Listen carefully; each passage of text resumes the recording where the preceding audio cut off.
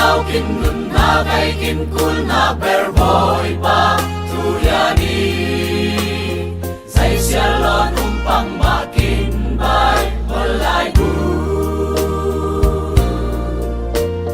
Tampuin helay vumay tao pa kay say nam law alselay kinraw na sa alam mo tubay balchen sialo Nungun siya sa tapat na kami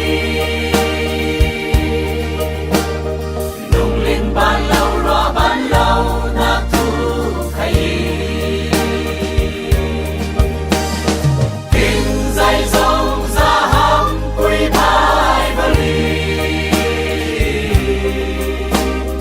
May lam nun na ta Lam putu sun Bible yani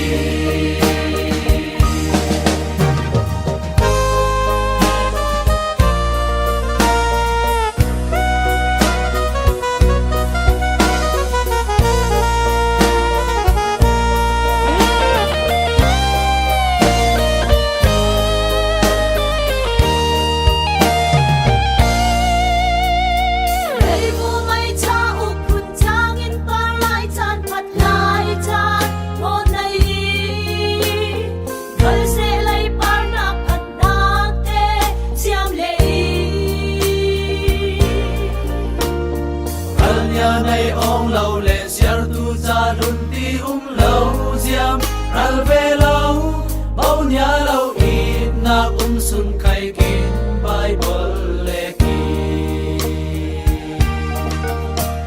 sang tu